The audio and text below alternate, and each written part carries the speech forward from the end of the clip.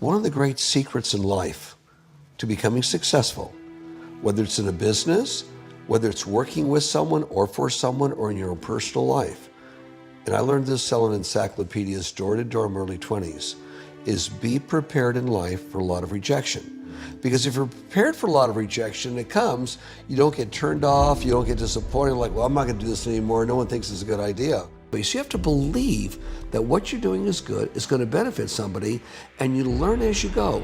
Okay, do I look someone in the eye? See, a lot of people don't know these things. Look someone in the eye. And of course, smile. Smile is the most wonderful thing God gave us. And you don't smile when you first talk to somebody, you smile before you knock on their door. And if your day sucks, you fake it. Hi, how you doing? So when you smile, everything changes. People change. Everyone thinks you haven't had failures, or that I've had plenty of failures. But I don't look at failure. I've never looked at a failure and said, woe is me. Oh no, I'm just programmed to say, oh, it didn't work. Okay, let's go. I'm not programmed to go, oh, it didn't work out, and let me contemplate and feel sorry for myself and, you know, and go over here and get sympathy. I don't know if it's the way I was brought up or if it's from the business of football, where if you lose a football game, I don't have time to think about how I lost it and what I did wrong, because if I'm doing that, the guy I'm playing next week is getting ahead of me. So I gotta worry about what's coming up next and push for what's next and get better for what's next. Not worry about what I wasn't good enough for in the past. And I've done sitcom fail, business stuff fail. You know, but you figure it out. Life is about figuring it out. Life is not going to be perfect, and if you expect it to be perfect, you're fooling yourself. And a perfect life without a challenge is not a perfect life, it's a boring life. Boring. The toughest thing, and the thing I loved about playing, and the one thing I love about work and working with a lot of people, is the leadership aspect. It is the opportunity to get so many people to believe in one thing that makes everybody better, so that everybody wins. And in order to do that, you have to make everybody have value and feel valuable. I don't care if it's somebody who's sweeping the floor or the president of the company. Everybody needs to be treated like a human being with value, and if they are, they will do anything for you. So first and foremost, this is what I call the arrogance of belief. You have to believe that you can accomplish it. So I won't say that I ever allowed goals to seem out of my reach. There have been many, many times in my life where I was really unsure of how I was going to pull it off, but I never let that stop me from taking the first step. And I think that's critical. So here at Impact Theory, we're building a studio, a traditional studio. So think Disney. And I think it's going to take a very long time to outpace Disney. And I have no idea how we're actually going to pull it off. I have some theories, things we're going to try. But that didn't stop me from taking the first step and taking a risk and knowing that I'll be looking for opportunities all along the way and that I won't be afraid to pivot or go in a new direction. So that's really critical. And developing the skill, the willingness to, even though you don't know exactly how you're going to pull it off, to have faith that taking one step after another is always, always, always the right answer. So only execution matters. Being willing to take a risk is absolutely critical. So yeah, that's always been my motto, always be learning and always be moving forward. Time don't like nobody. Time is trying to stay away from us. You think I'm gonna waste the rest of the time that I got to be operating out here, crying and complaining, blaming somebody? No. It was plenty of people that I know that came from the environment that produced me, that I come from, that didn't go where I went. So what I'm complaining about? Oh, this happened. Oh, I was living here. You know how much time and energy people spend? The average person, and I'm just doing a ballpark figure, they spend years complaining, bitching, and whining, and still nothing changed. I could be using that time to change my life. I paid for my ticket. I got on the train. It was many stops that came. I didn't get off at them stops. I went to the final destination of the bullshit I was living in.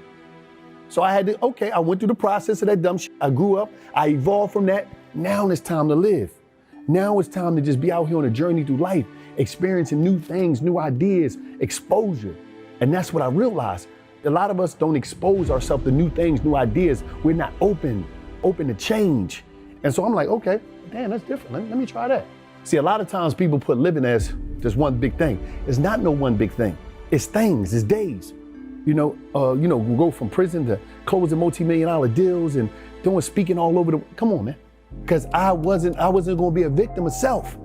See, a lot of people be victim of self. This victimization, this self-victimization, but I'm out here making shit happen, and I gotta show these young kids in the inner cities of America, or kids period, not just the kids, but I focus mainly on them because they're still sponge, they're still impressionable, they're still trying to figure out life, and like a lot of times adults, they be locked in already on what they wanna do. They just know how to disguise the bullshit. that they claim that they want to let go of. They just know how to put a different uniform on it. Kids, they're growing up, they're impressionable, and their imagination is everything. And that's something that's very important in my journey, my imagination. In life, whether it's personal or people around me, when you see people that are positive, that look at something good and something bad that took place, they move along in life faster, they're better, and people want to be around these people. I mean, too often people gossip. The one gossip person wants to be around the other person that gossips. But they don't realize when you gossip, you're saying something you heard about somebody else. You're telling everybody, what if part of it was wrong? You're gonna go out and tell every person you told this, oh, I'm sorry it was wrong. Tell everybody you told, it's not gonna happen. So it's things you learn about. Don't gossip, don't belittle people if you don't have to. God, please don't. Try and look at the positive angle. What good could come out of something? And that positiveness is gonna make you live longer, happier, and wake up in the morning happy, not, oh my God, I gotta go to work, I can't wait till I get home, I wanna retire, because people were not positive, they were not happy. And what happens when they retire? They hate their job, they retire, 3 or 4 years later they're dead because they have nothing to do. That positive attitude, be around positive people, encourage positiveness. If you find yourself walking around just complaining all the time around people that complain a lot, man, move or just try and do something different, change your life. Being positive and a positive attitude is find something positive and something bad. You know, I think we doubt ourselves more than anybody else ever doubts us. So, and I fight that too. I fight that every day, especially, you know, with these new jobs and businesses that I've never thought that I would be in or never knew I could be in or was supposed to or could be any good at.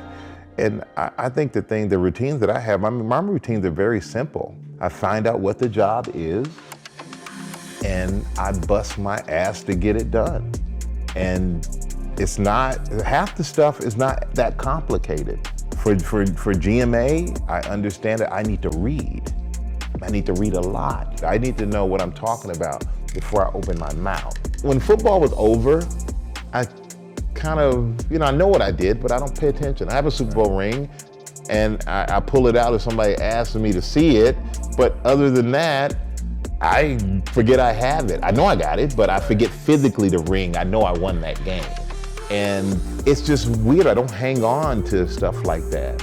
You know, I kind of feel like holding on to the past is kind of keeping me from moving. And one day when I decide I don't want to go forward anymore and I'm done career-wise, then I'll look back and I'll go, okay, well, maybe I was pretty good.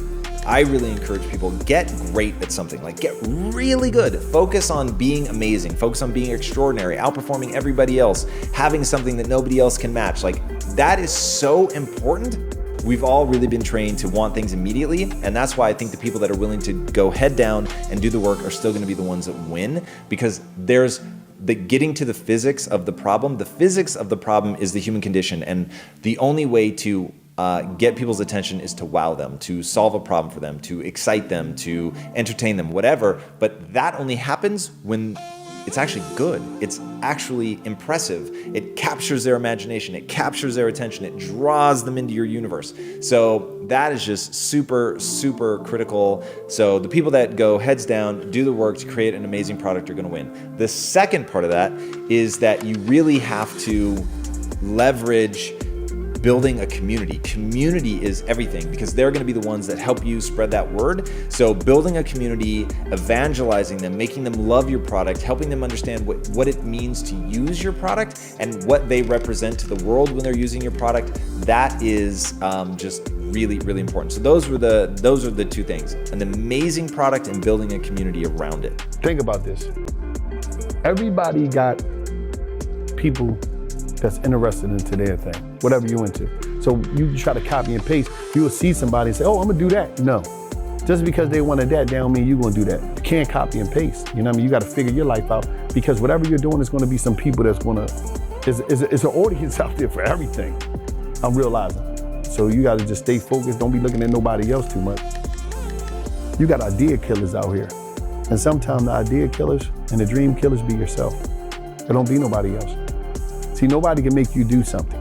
Nobody. You can have ideas, you can listen to me, you can listen to this person, that person, but at the end of the day, you gotta listen to self. Because you gotta get up and figure it out every day while you're here. And you can't waste your time.